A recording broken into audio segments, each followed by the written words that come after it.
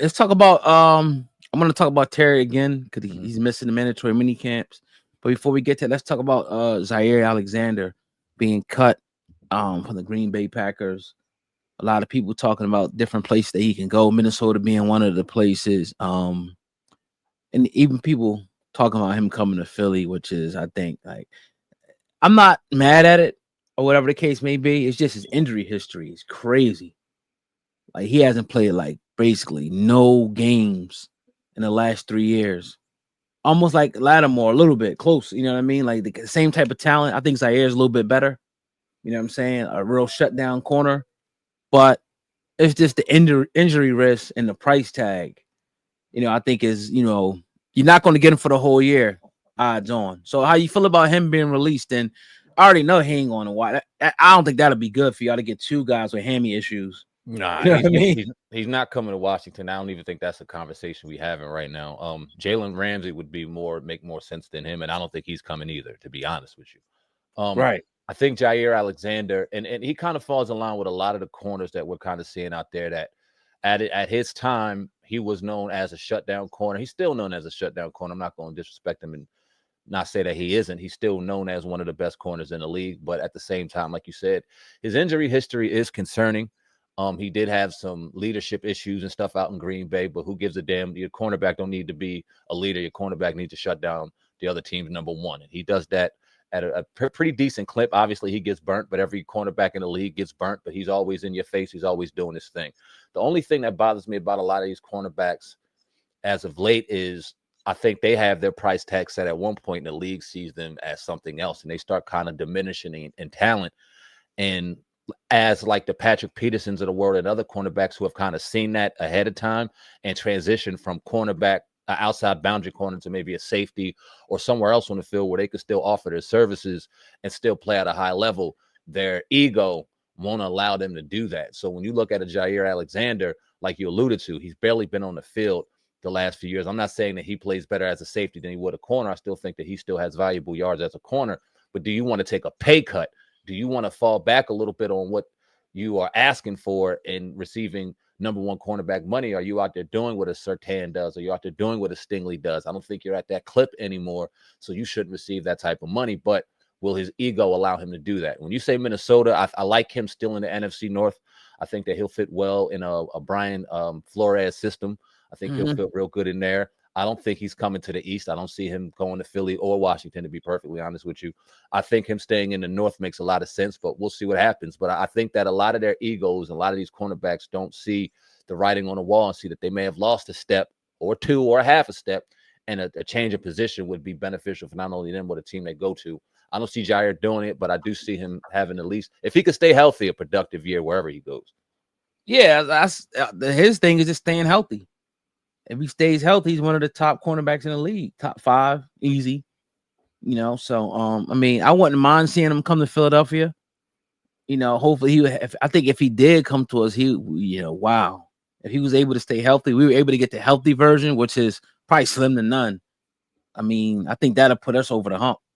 You know what I mean? Because we already you got Quinion on one side, Cooper. He's either going to be. They talk about him either being safety, outside corner, wherever he's needed, he'll go. You know what I mean? Cooper. Pretty much. Yeah. So Yeah. he's not like locked down. So Yeah. I think that'd be crazy. But that's a dream at the end of the day. That shit ain't happening. Plus, we Do you got want him? Q Ringo. I mean, I wouldn't be mad if they got him, but because we wouldn't be relying on him like that. Right. Like if he worked out, great. Right. If he didn't, it's just like, all right, we got somebody else that's probably gonna step up. We Right. got Q Ringo. It's his time, to step up and see what he could do.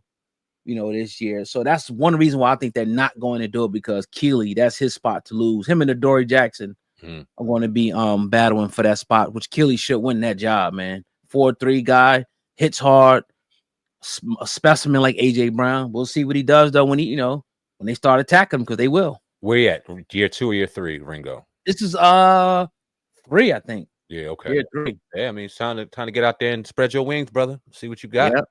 Yeah. Now you've been developed. Let's see what you got. Yeah.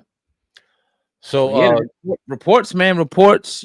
Terry is skipping minicamp. I know I know this is frustrating to you. When they even be talking about this shit. Because I've seen a few other videos, people talking about it, and everybody's pretty much echoing the same sentiment as you. Like, it's going to get done.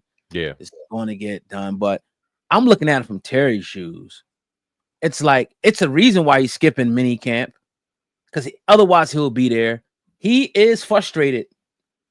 I get it's a part of the negotiations. I get it. It's going to get done. But I feel like it's like, damn, he feel like, all right, y'all brought in Tunsil. Y'all brought in all these people.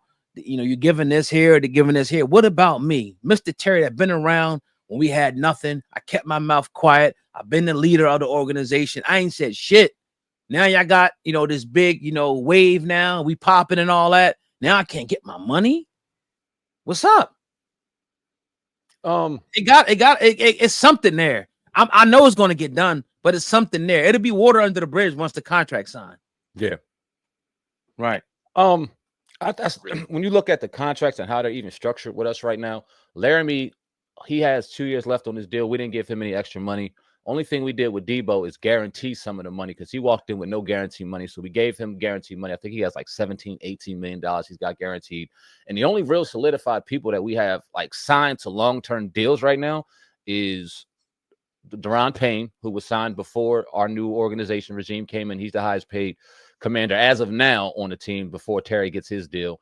And then Sam Cosmi, who they signed last year right before the beginning. So why is he not signing? Why is Terry not signing? That's the case. My thing, and I don't know, I'm not an insider. I have no idea, right. But from listening to from listening to the people who are in there from the outside looking in, it's guaranteed money. It's how much money they're guaranteeing. I guess they're a little bit off. It's not even as off as people are trying to make it out to be. So it'll get done. It's frustrating from a fan's perspective because you got to answer the question, and then you the one seeing the shit on social media about, oh, he's going to get traded. Then you see your own fans talking about all this and that. Do you see it? It's just stupid. And it won't be a conversation in August or March or August or September. So I'm looking forward to that. And I'm not worried about Terry from a conditioning perspective. I'm not worried about him from a cohesion perspective because he's been working with Jaden. He's been working with the team. He's been training his ass off. He's a consummate professional. So I'm not worried about that. I don't think he'll miss a day of training camp. But to answer your question, is he frustrated? I'm sure he is.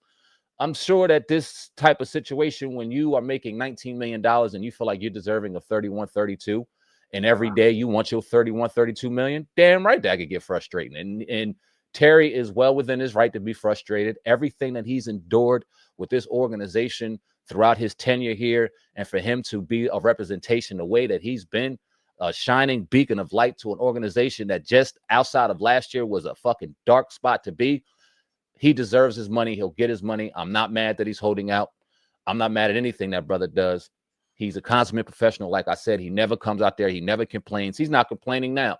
I'm sure it's his representation doing what they're supposed to do on their side, representing their client to make sure he gets the money as fast as he can and as much as he deserves.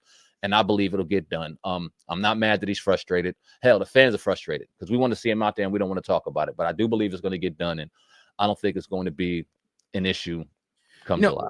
Because I remember like a few months ago, it was like, y'all swept it under the rug then. I was like, oh, yeah, Terry's good because it was like whispers then about, I remember people saying stuff on Twitter about Terry's contract. At one point, it was just a joke. Now it's escalated to him, leaving, camp, not showing up for mini camp. So it's escalating further and further down. And like you said, the guaranteed money, that's an issue or whatever the case may be. Because again, no matter what, like, so your GM, I'm not saying that he's doing the right thing, but he's looking long term. Like, you can't just be looking the next 2 years, looking for 5-10 years out. So he's probably like saying, all right, what's Terry really got left? Or how long are we willing to keep him around? Maybe 2, maybe 3 years max, depending on if he continues to stay at a high level. So that's probably, something. And then you got, remember, your contract with Jaden and other players you're gonna have to pay, in the future as well. But again, you know how this works in the NFL. Usually y'all be quiet over there with stuff like this. Usually be us, this type of bullshit.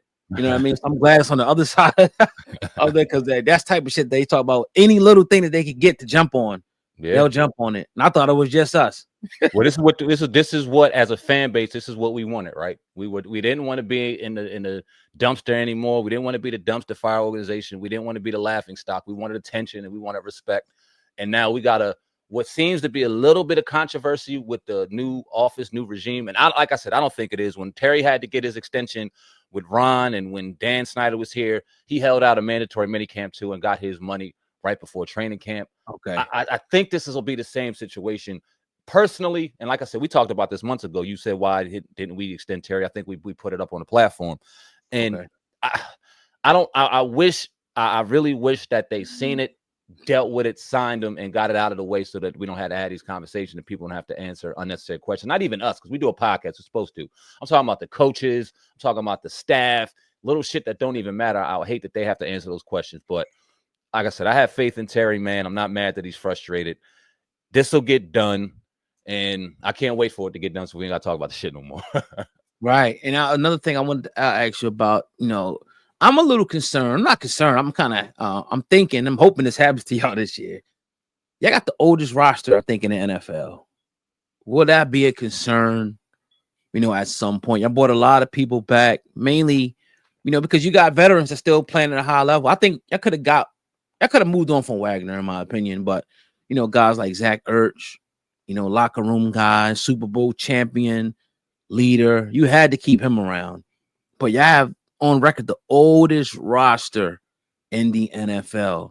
At some point, do you think that's going to come back to bite you on the ass? Nope, I don't. And here's why.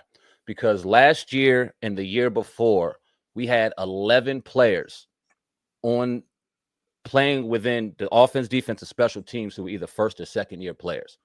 This year, we brought in another 5. So that's that's 16, 17 first year, second year, third year players that will be offering their services while developing on the field. Bobby Wagner was signed to a 1-year deal. Zach Ertz was signed to a 1-year deal. Eddie Goldman was signed to a 1-year deal. The only person that we signed to a long extended deal was Javon Kinlaw, and I believe he's 27, 28 years old. So I think what the front office is doing right now, because the front office prior to them did such a shitty job at drafting and developing players, is they're kind of trying to supplement that while knowing, okay, these are our long-term options.